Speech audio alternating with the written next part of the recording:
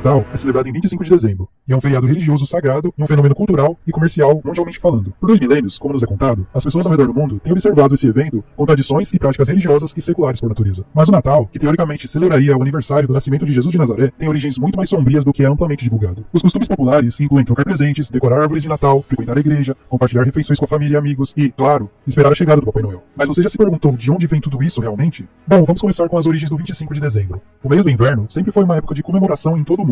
Séculos antes da chegada do homem chamado Jesus, os primeiros europeus celebravam a luz do nascimento nos dias mais sombrios do inverno. Muitos povos se regozijaram durante o solstício de inverno, quando o pior do frio havia ficado para trás e eles podiam esperar dias mais longos e horas prolongadas de sol. Solstício: cada uma das 2 datas do ano em que o Sol atinge o maior grau de afastamento angular do Equador, no seu aparente movimento no céu, e que são 21 ou 23 de junho, solstício de inverno no hemisfério sul e de verão no hemisfério norte, e 21 ou 23 de dezembro, solstício de verão no hemisfério sul e de inverno no hemisfério norte. Na Escandinávia, os nórdicos celebravam o Yule de 21 de dezembro, o solstício de inverno, até janeiro. Em reconhecimento ao retorno do Sol, pais e filhos traziam para casa grandes toras que eles colocavam no fogo. O povo festejava até a lenha queimar, o que poderia levar até 12 dias. Os nórdicos acreditavam que cada faísca do fogo representava um novo porco ou bezerro que nasceria durante o ano seguinte. O final de dezembro foi um momento perfeito para comemorar na maioria das áreas da Europa. Naquela época do ano, a maioria dos bovinos era abatida para que não precisassem ser alimentados durante o inverno. Para muitos, era a única época do ano em que tinham suprimento de carne fresca. Além disso, a maior parte do vinho e da cerveja produzidos durante o ano estavam finalmente fermentados e prontos para serem consumidos. Na Alemanha, as pessoas homenageavam o deus pagão Odin durante o feriado do meio do inverno. Os alemães morriam de medo de Odin,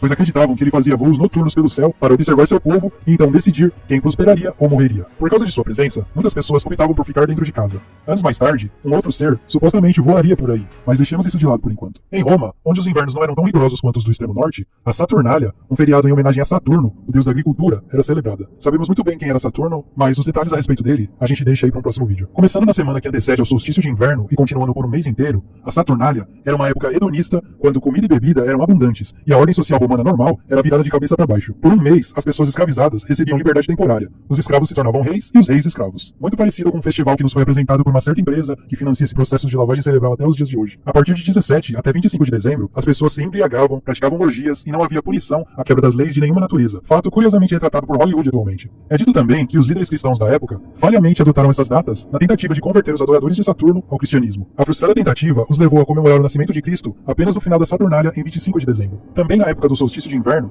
os romanos observavam a Juvenália, uma festa em homenagem às crianças de Roma, embora nada desses eventos fosse sobre crianças, e sim sobre luxúria disfarçada de fertilidade. Além disso, os membros das classes altas frequentemente comemoravam o aniversário de Mitra, o deus Sol invicto, em 25 de dezembro, data que o imperador romano Aureliano tornou um culto oficial ao lado dos cultos romanos tradicionais. Posteriormente, tornou-se o único senhor de um culto solar denominado mitraísmo, religião secreta que surgiu cerca do século VI a.C. na Pérsia e se disseminou pelo Oriente e pelo Império Romano no século I a.C. É colocada a hipótese do cristianismo se ter baseado nessa primitiva religião, talvez para que não fosse completamente nova e desconhecida, e ser assim mais facilmente aceita. Pode-se verificar que a vida de Mitra decorreu exatamente como a de Jesus Cristo. Nasceu no dia 25 de dezembro de uma virgem, foi adorado por reis, magos e pastores, viajou durante sua vida ensinando e fazendo milagres, teve 12 discípulos, celebrou uma última ceia, foi morto e sepultado num túmulo na rocha e, por fim, ressuscitou por volta do dia 21 de março, no equinócio da primavera, 3 dias depois de ter sido sepultado e subido ao céu. O mitraísmo incluía rituais celebrados ao domingo e sacramentos, celebrando também a Páscoa. A tudo isso se junta ainda o fato de Santo Agostinho ter dito que o Deus que ele adorava era o mesmo que dos mitraístas. Nos primeiros anos do cristianismo, a Páscoa era o feriado principal. O nascimento de Jesus não era celebrado. No quarto século, entretanto, os oficiais da igreja decidiram instituir o nascimento de Jesus como um feriado. Infelizmente, a Bíblia não menciona a data exata do seu nascimento, fato que os cristãos puritanos mais tarde apontaram para negar a legitimidade da celebração no dia 25 de dezembro. Embora algumas evidências sugiram que seu nascimento possa ter ocorrido na primavera, como por exemplo, por que os pastores estariam no relento no meio do inverno, não faz sentido.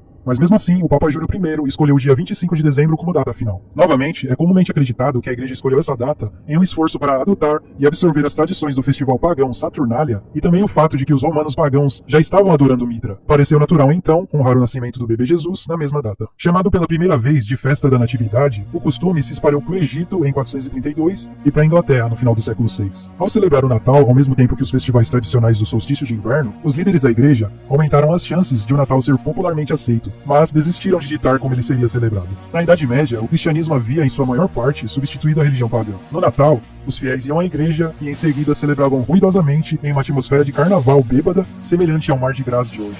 No início do século XVII, uma onda de reformas religiosas mudou a forma como o Natal era celebrado na Europa. Quando Oliver Cromwell e suas forças puritanas conquistaram a Inglaterra em 1645, eles juraram livrar a Inglaterra da decadência e, como parte de seu esforço, cancelaram o Natal. Entretanto, por demanda popular, ou como nos é dito, Carlos II foi restaurado ao trono e com ele veio a volta do feriado popular. Os peregrinos, separatistas ingleses que vieram para a América em 1620, eram ainda mais ortodoxos em suas crenças puritanas do que Cromwell. Como resultado, o Natal não era um feriado no início da América. De 1659 a 1681, a celebração do Natal foi realmente proibida em Boston. Em contraste, no assentamento de Jamestown, o capitão John Smith relatou que o Natal foi apreciado por todos e transcorreu sem incidentes. Após a Revolução Americana, os costumes ingleses caíram em desuso, incluindo o Natal. Na verdade, o Natal não foi declarado feriado federal até 26 de junho de 1870. Como a igreja sabia que não poderia proibir as tradições pagãs no Natal, começou então a adotar alguns costumes. Pinheiros eram trazidos para dentro das casas, decorados com maçãs, simbolizando o Jardim do Éden. Esses ramos nos lembravam de todas as plantas verdes que cresceriam novamente após o inverno, quando Deus Sol viesse forte e o verão retornasse. As maçãs, por sua vez, se tornaram os atuais ornamentos natalinos, bem como coroas feitas de plantas holly, ditas como representações da coroa de espinhos de Cristo, tem sua origem em costumes pagãos, do qual os druidas, celtas e romanos acreditavam que sua capacidade de manter as folhas era mágica e garantiam o retorno da primavera, pendurando esses amuletos em suas portas. De todas as características do Natal moderno, a origem de Santa Claus, ou Papai Noel, com certeza é a mais controversa. A lenda do Papai Noel pode ser rastreada há centenas de anos até um monge chamado São Nicolau. Acredita-se que Nicolau nasceu por volta de 280 d.C. em Patara, perto de Mira, na atual Turquia. Muito admirado por sua piedade e bondade, São Nicolau se tornou o assunto de muitas lendas. Sua associação infantil, entretanto,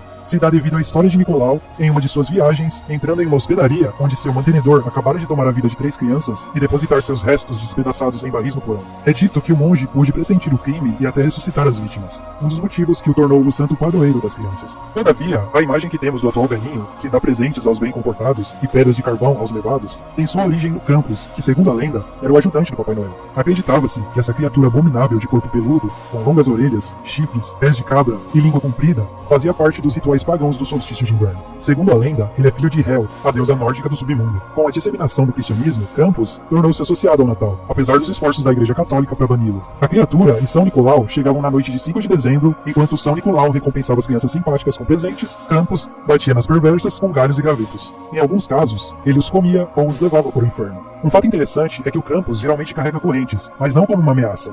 Ele as carrega porque é um escravo e São Nicolau é o seu mestre. Segundo Al Ridenour, autor de um livro sobre o Krampus, diz que a crença popular sobre o Krampus estar punindo crianças porque é isso que o Krampus faz é totalmente errada. Ele só está fazendo o que faz porque São Nicolau não se dá o trabalho de sujar as mãos. E essas correntes são um lembrete de que ele é completamente submisso à vontade da entidade santa. Uma pergunta que fica é que se Krampus é um demônio e Nicolau o controla a fazer maldades, quem realmente é Nicolau?